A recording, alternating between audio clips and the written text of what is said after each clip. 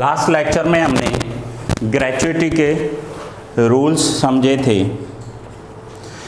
और कुछ इलस्ट्रेशंस किए थे, जिसमें मैंने आपको करवाया था इलस्ट्रेशन 2 एंड 3 एंड ग्रेच्युटी के सारे रूल्स करवाए थे। आज हम करेंगे illustration 4।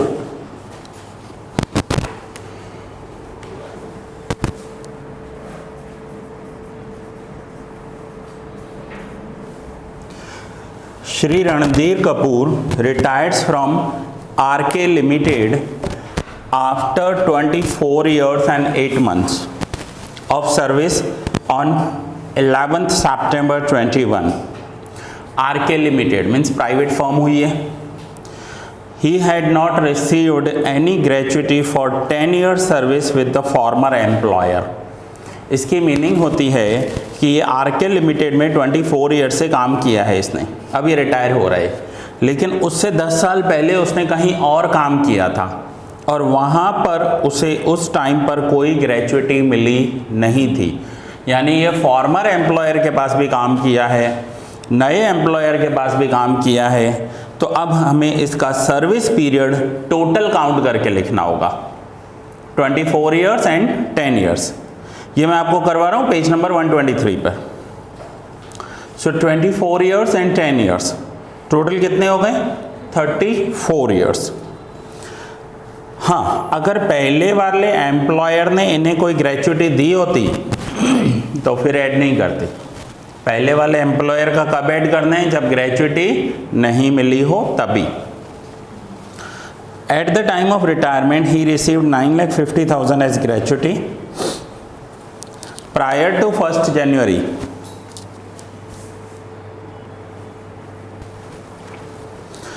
his basic pay was 40,000 per month. अब ये ध्यान रखना, जनवरी से पहले उसकी सैलरी कितनी थी? 40,000 per month, which was raised to 45,000 with effect from 1st January.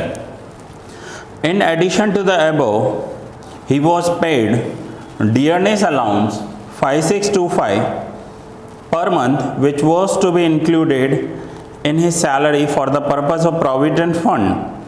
Prior to 1st January, the rate of DA was 5,000. Means जनवरी से पहले उसकी सैलरी थी 5,000, सैलरी थी 40,000 और DA था 5,000. Is the amount of gratuity received by him exempted from tax?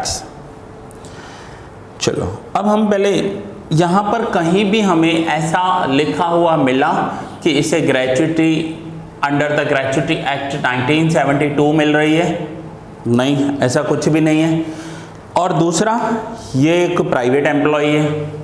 So gratuity के rules, first, अगर government employee हो तो फुल्ली एग्जम्प्ट, प्राइवेट एम्प्लॉई हो तो दो option, A under the act 1972, वो तो नहीं है इधर, B when gratuity is not received under the act 1972।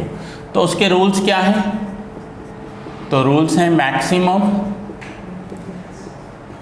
20 lakhs और एक्चुअल रिसीव्ड ग्रेच्युटी कितनी है? 9,50,000 और 1/2 into average salary of last 10 months into years of job या years completed. Now 1/2 average salary of last 10 months हमारे पास नहीं है। अब last 10 months की एवरेज सैलरी क्या होगी? तो पहले तो देखो वो रिटायर कब हो रहा है, ये रिटायर कब हो रहा है?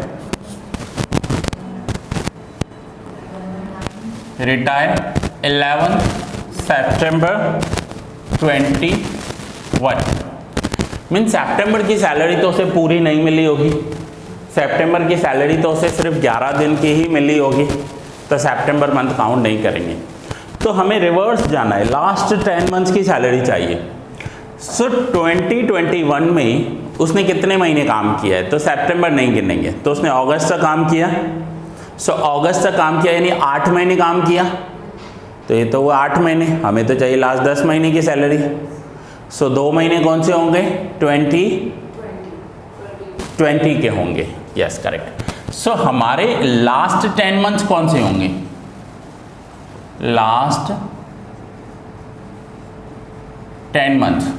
तो लास्ट 10 मंथ्स का मैं पीरियड लिखूं तो 2 महीने हमें 2020 के लेने, यानी 1 नवंबर 2020 से लेकर 31 अगस्त 21, ये लास्ट 10 मंथ्स हो गए ना। फिर से समझते हैं इस पॉइंट को। 11 सितंबर को वो रिटायर हो गया, तो सितंबर महीना नहीं गिनना है क्योंकि पूरी सैलरी नहीं मिली होगी। तो उसको पूरी सैलरी कौन से महीने की मिली होगी, सितंबर से पहले क्या आता है, अगस्त। तो अगस्त 31 अगस्त तक उसने काम किया है। सो अगस्त हम बैक जाएंगे, अगस्त तो 8 महीने होते हैं, जनवरी से अगस्त 8 महीने। सो 2021 के 8 मंथ्स हुए, तो 2 मंथ्स हमें पीछे लेने पड़ेंगे ना, 2020 में से लेने पड़ेंगे। मैं अगर आपको ऐसे बताऊं कि ये ईयर है 2020, ठीक है, और 2020 का उसने काम किया है नवंबर एंड दिसंबर, 2 महीने। नाउ 2021, तो 2021 में क्या काम किया है, जैन, फरवरी, मार्च, अप्रैल, मई, जून, जुलाई एंड अगस्त। तो ये देखो, ये है 2 मंथ्स और ये है 8 मंथ्स, तो टोटल 10 मंथ्स हो गए ना। सो हमें जिस डेट से रिटायर हुआ है, हाँ अगर वो पूरा महीना होता तो हम पूरा महीना ले लेते, जैसे 11 सितंबर है उसकी जगह 30 सितंबर दे देते तो पूरा महीना हो जाता।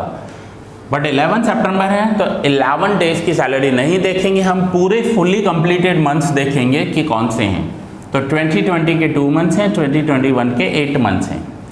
अब हम आ जाते हैं इन 2 मंथ्स की इसकी सैलरी क्या थी। तो 2 मंथ्स की सैलरी थी इसकी, कितनी दी हुई है, 40,000 और प्लस 5,000 DA। सो 40 प्लस 5, 45 इंटू 2। सो 45 इंटू 2 करेंगे तो 90,000 हो जाएगा। 45 इंटू 2 90,000 हो जाएगा। अब उसकी सैलरी 2021 में इंक्रीज हो गई, कितनी इंक्रीज हो गई, सैलरी हो गई 45 और DA कितना हो गया 5625। एक बार रीड करो, देखो है ऐसा, एक बार ये रीड कर लो।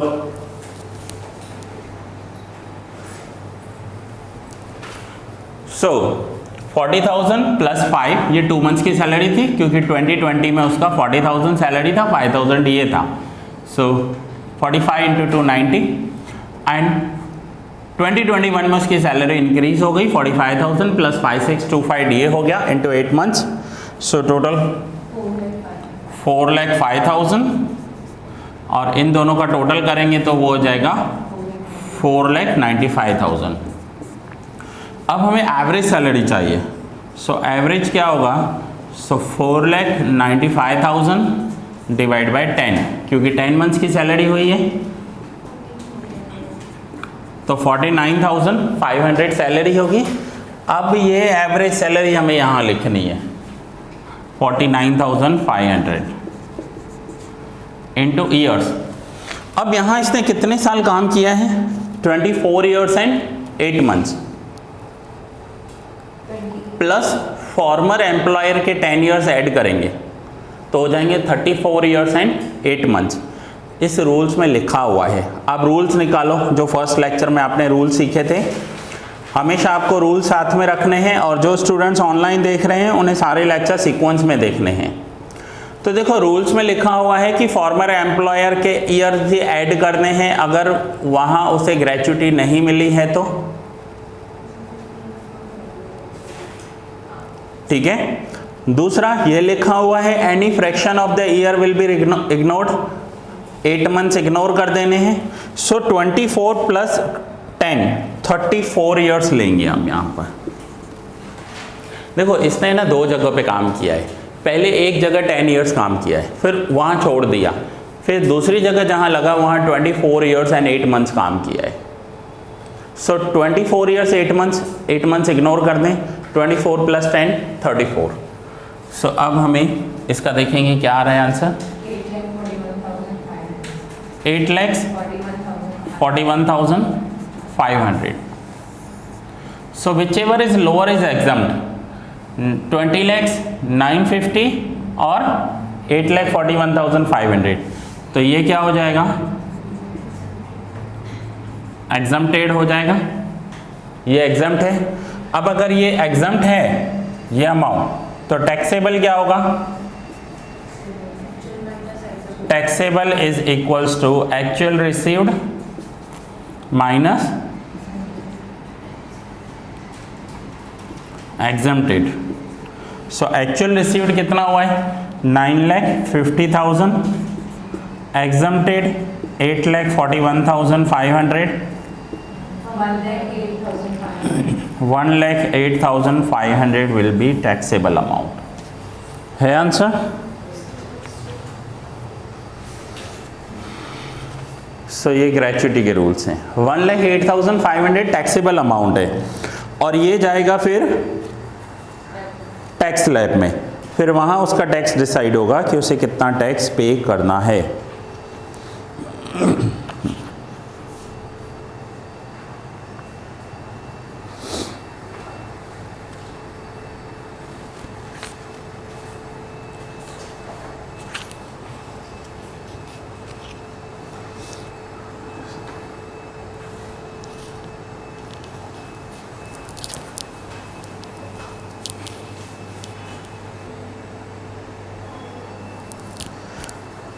पेज नंबर 215, क्वेश्चन नंबर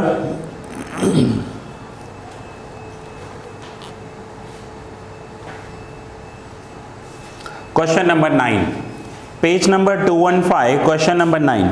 ये सम आप होमवर्क में करोगे, ये सम आप खुद ट्राई करोगे, इसके जैसा ही है, ठीक है। सो नेक्स्ट लेक्चर में कंटिन्यू करते हैं आप।